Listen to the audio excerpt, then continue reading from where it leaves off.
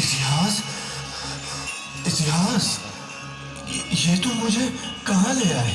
काकड़ाव, चाहो तो इसे काकड़ाए, काकनाद बूट या बूट पर्वत भी कह सकते हो, जिसे आज तुम सांची कहते हो। उसके ये प्राचीन नाम ही तो हैं। इतिहास, मैंने तो तुम्हें वहां ले चलने को कहा था जहां जाकर मन शांत और पवित्र हो जाता है, पर यह भयावह दृश्य देखकर मेरा मन विचलित हो रहा है। कारण है वर्तमान, कारण है। हिंसा और शांति का गहरा रिश्ता है। जो भीतर से शांत होता है वो बाहर भी अशांति ही फैलाता है।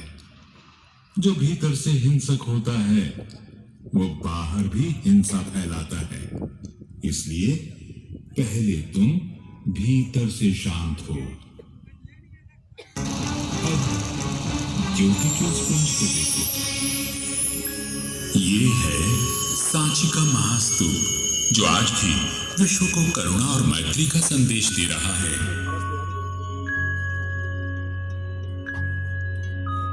केवल तथागत बुद्ध के ही नहीं, उनके महान शिष्य सारिपुत्र और महामौदगल्यायन के अस्थि अवशेष भी सांची आए। हे अग्रज, आप फिर मुझे भ्रमित कर रहे हैं। मुझे ज्ञात है भगवान बुद्ध तो सांची कभी नहीं आए, तो उनके अवशेष सांची कैसे आए? तुम्हें भ्रमित करना मेरा उद्देश्य नहीं वर्तमान, बल्कि तुम्हारा मन शांत करना है। अच्छा चलो, तुम्हें समय के एक और पक्ष की ओर ले चलता हूं। चलो मेरे साथ। ईसा के लगभग 600 साल पहले प्राचीन मगध की राजधानी राजगृह, जिसे आज राजगीर के नाम से जानते हैं,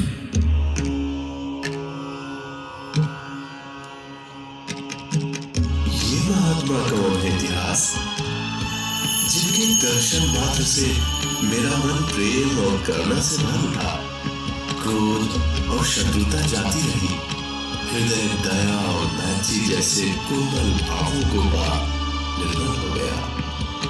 अपने सौभाग्य का आभार मानो वर्तमान, जो तुम्हें हुए हैं। आज तथागत चीवर पहन, भिक्षा पात्र उठाए, भिक्षु संघ के साथ राजगृह की ओर जाते हैं। आज के दिन कुछ विशेष होने वाला है।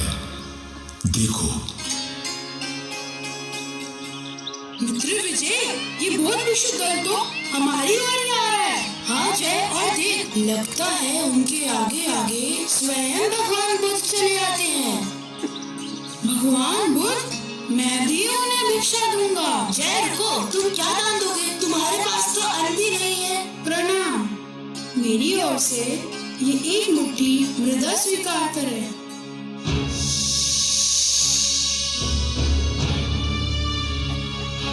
अरे ये क्या? नन्हे जय ने एक मुट्ठी मिट्टी भगवान के भिक्षा पात्र में डाल दी और वे भिक्षा स्वीकार कर मुस्कुरा दिए। परंतु क्यों? यही प्रश्न आनंद ने भी किया, जिसे सुनकर भगवान ने अपनी आंखें मूंद लीं, जैसे काल के पर्दे हटा कुछ देख रहे हों। आंखें खुली और बुद्ध मुस्कुराते हुए बोले, आनंद, इस महान भिक्षा और पुण्य कर्म के कारण तथागत के परिनिर्वाण के 200 वर्ष बाद वह बालक पाटलिपुत्र में सम्राट बनेगा। वह चक्रवर्ती सम्राट मनुष्यता की भलाई के लिए मेरी अस्थियों के अवशेषों को दूर दूर तक ले जाएगा और उन पर 84,000 स्तूपों का निर्माण करेगा। वह पूरे जम्बू द्वीप को मेरे अवशेषों से सजा देगा, जिसका मनुष्य ही नहीं देवता भी आदर करेंगे। बुद्ध की वाणी सच हुई। बुद्ध के महापरिनिर्वाण के लगभग 200 साल बाद पाटलिपुत्र में दूसरे मौर्य सम्राट और सम्राट चंद्रगुप्त के पुत्र बिंदुसार के घर में एक बेटे ने जन्म लिया। पिता बिंदुसार और मां शुभद्रांगी के इस बेटे का नाम था अशोक। जिसके जन्म की भविष्यवाणी स्वयं भगवान करें, ऐसे पुत्र को पाकर तो सम्राट बिंदुसार धन्य हो गए होंगे। ऐसा होता तो इतिहास कुछ और ही होता। अशोक रूपवान नहीं था, इसलिए दूसरे भाइयों की तुलना में अशोक को पिता से प्रेम कम ही मिला। प्रेम के अभाव ने क्रोध को जन्म दिया। अशोक बचपन से ही क्रोध से भरा रहता था और समय के साथ वो स्वभाव से भी हिंसक होता गया। पिता ने उसे पाटलिपुत्र से दूर रखने के लिए उज्जैन का राज्यपाल बनाकर भेज दिया। जो प्रेम अशोक को पिता से नहीं मिला, वो विदिशा नगर के एक साहूकार की बेटी देवी से प्राप्त हुआ। देवी से विवाह के बाद अशोक अपनी गृहस्थी और राजकाज में व्यस्त हो गया, पर सुख के क्षण अधिक नहीं थे। कुछ समय बाद तक्षशिला में मौर्य साम्राज्य के विरुद्ध विद्रोह हुआ। जब अशोक का भाई युवराज सुशील विद्रोह को ना दबा पाया, तो बिंदुसार ने अशोक को उज्जैन से तक्षशिला जाने का आदेश दिया। अशोक ने हिंसा का उत्तर प्रतिहिंसा से दिया और विद्रोह को कुचल कर रख दिया। पर उसकी हिंसा की प्यास अभी बुझी कहाँ थी? तक्षशिला को जीतकर अशोक उज्जैन नहीं पाटलिपुत्र गया, क्योंकि उसे तो चाहिए था पाटलिपुत्र का सिंहासन। उसने एक एक कर अपने सभी भाइयों की हत्या की और पाटलिपुत्र पर अधिकार कर लिया। इस गृह युद्ध ने पिता बिंदुसार की भी बलि ले ली। निरंकुश अशोक अपनी हिंसा को तृप्त करने के अवसर खोजने लगा। अपने राज्याभिषेक के 8वें साल अशोक ने साम्राज्य विस्तार के लिए कलिंग से युद्ध छेड़ दिया। इस भीषण युद्ध में लाखों लोग मारे गए, लाखों अपाहिज हुए। कलिंग की धरती खून से लाल हो उठी। अपने सामने युद्ध भूमि में अनगिनत मृत योद्धाओं, दर्द से चीख रहे सैनिकों, लाखों माओं का विलाप, हजारों विधवाओं का रोना, छोटे छोटे बच्चों का बिलखना सुन अशोक का हृदय पिघल गया। अशोक करुणा से भर उठा। याद आ गई उसे देवी, याद आ गए उसे करुणा और मैत्री से भरे बुद्ध। अब वो युद्ध का परिणाम तो नहीं बदल सकता था, पर अपना मार्ग तो बदल सकता था ना। उसी क्षण उसने संकल्प किया, ये मैंने क्या कर दिया? इस महाविनाश का कारण मैं अशोक। अब मौर्य साम्राज्य में युद्ध की नहीं, धर्म की फेरी बजेगी। मैं पश्चाताप करूंगा, धर्म का मार्ग चुनूंगा। अशोक ने अपना नवीन पुनीत मार्ग चुन लिया और अब वो जिस यात्रा पे निकला, वहां विध्वंस नहीं, केवल सृजन था। अशोक की धर्म यात्रा प्रारंभ हो चुकी थी। वो उपगुप्त के साथ लुम्बिनी पहुंचा, जहां तथागत का जन्म हुआ था। फिर बोध गया, जहां बुद्ध को निर्वाण प्राप्त हुआ था। उसने सारनाथ के दर्शन किए, जहां बुद्ध ने धर्म चक्र प्रवर्तन किया था। श्रावस्ती के जेतवन की यात्रा की, जहां बुद्ध ने कई वर्ष वास किया था।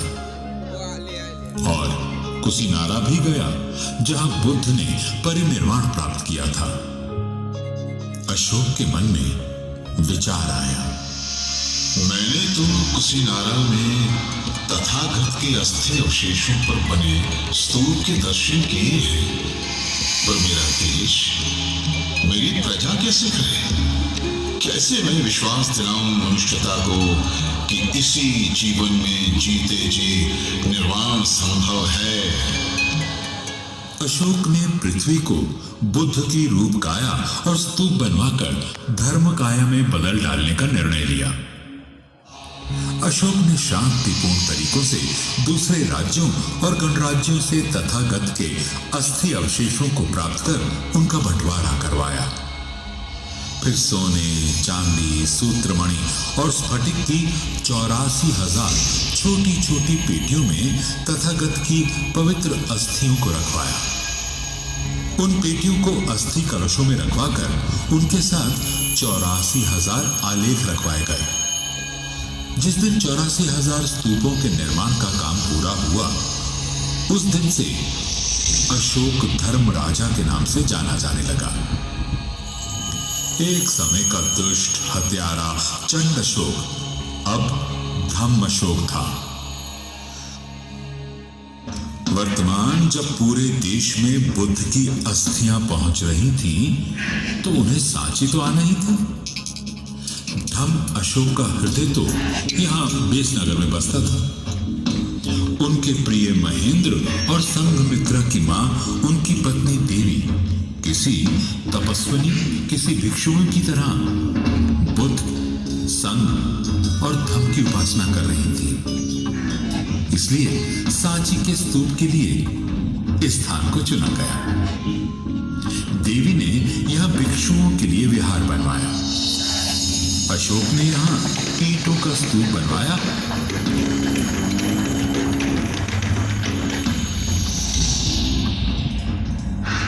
और साथ ही 42 फीट ऊंचा अशोक स्तंभ भी लगवाया।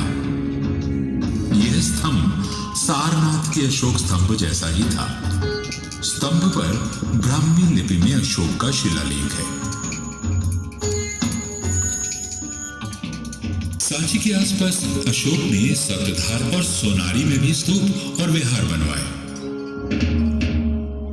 केवल अशोक ही नहीं, देवी विदिशा ने भी महान त्याग किए।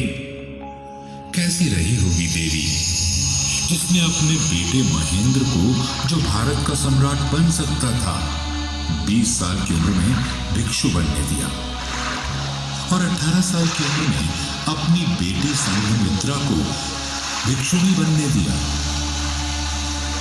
महेंद्र और संघमित्रा के साथ तथागत की अस्थियां और स्मृतियां जम्बू द्वीप के भीतर और बाहर यात्रा कर रही थी। जब ये हो रहा था, तो बुद्ध के पहले और दूसरे धर्म सेनापति को तो यहाँ आना ही था। पहले और दूसरे धर्म सेनापति? अब तुम किसकी कथा कह रहे हो इतिहास? अब मैं उनकी वंदना कर रहा हूं, जिनकी अस्थियां इस स्तूप क्रमांक 3 में सुरक्षित रही हैं। वे हैं सारिपुत्र और महामौदगल्यायन। दोनों के परिवार का पीढ़ियों से मैत्री का संबंध था। दोनों एक ही दिन पैदा हुए। दोनों ने साथ साथ संजय वेलिट्ठीपुत्र से प्रवज्ञा ली। संजय वेलिट्ठीपुत्र के सिद्धांत से संतुष्ट न होने के कारण दोनों साथ साथ तथागत के पास गए। दोनों आयु में बुद्ध से बड़े थे, पर दोनों भगवान के परम शिष्य हुए। घर छोड़ने के 7 साल बाद पिता शुद्धोदन के बहुत आग्रह करने पर बुद्ध भिक्षु संघ के साथ कपिलवस्तु गए। वहां वे नगर के बाहर न्यक्रोध वन में ठहरे। पिता शुद्धोदन के कहने पर तथागत जब यशोधरा से मिलने गए, तब उन्होंने सारिपुत्र और मौदगल्यायन को साथ लिया था। भिक्षुओं, मैं बंधनों से मुक्त हूं, पर यशोधरा नहीं। वर्षों से उसने मुझे देखा नहीं है, इसलिए भाव के आवेग में वह तथागत को स्पर्श करे तो उसे रोकना नहीं। तुम शांत रहना, वह जैसा भी व्यवहार करे उसे करने देना। एक और विमुक्त विरक्त विरागी बुद्ध, और सामने आंसुओं की धारा में डूबती उभरती उनकी पत्नी यशोधरा। एक और पूरी मनुष्यता के लिए मन में करुणा लिए खड़े बुद्ध और सामने अपनी पीड़ा लिए खड़ी यशोधरा, और इस क्षण को एक और खड़े देख रहे थे सारिपुत्र और महामौदगल्यायन। कौन लिखता उस क्षण का आंसुओं से भीगा महाकाव्य। यशोधरा से मिलकर बुद्ध वापस जाने लगे, तब यशोधरा ने बेटे राहुल को अपने पिता से अपना उत्तराधिकार मांगने को कहा। 7 साल का राहुल पिता के पीछे चल दिया। तात, मेरा उत्तराधिकार कहाँ है? तात, मुझे मेरा उत्तराधिकार चाहिए।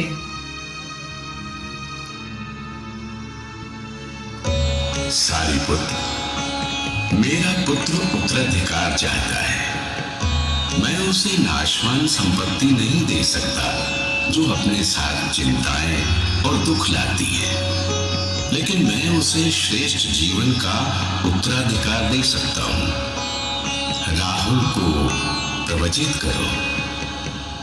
बुद्ध ने राहुल को उत्तराधिकार में धम्म का मार्ग दिया।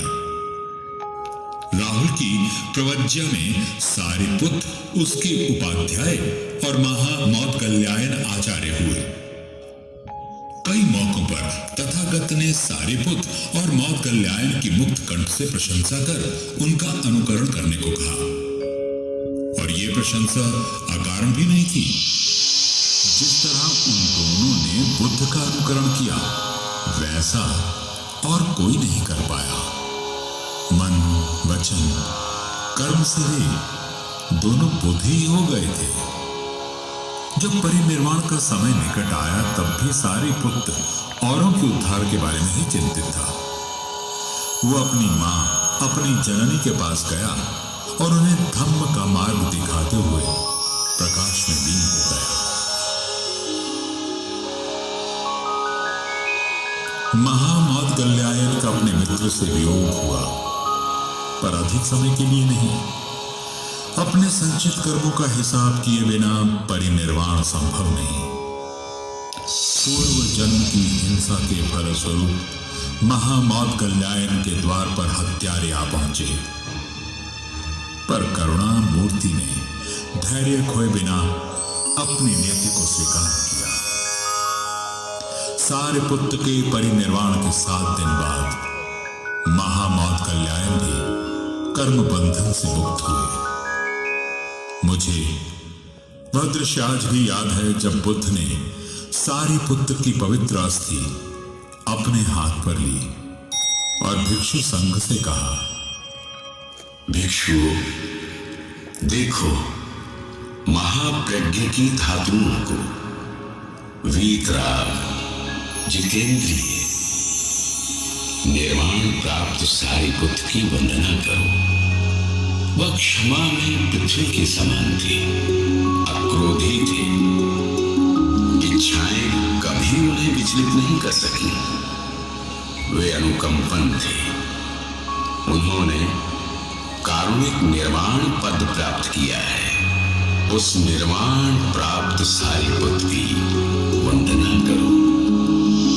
तथागत ने जिन्हें जुड़वा भाई कहा, ऐसे सारिपुत्र और मौदगल्यायन की पवित्र अस्थियां आज पास ही श्रीलंका द्वारा बनाए गए मंदिर में सुरक्षित हैं, जिन्हें वर्ष में एक बार दर्शनों के लिए प्रदर्शित किया जाता है।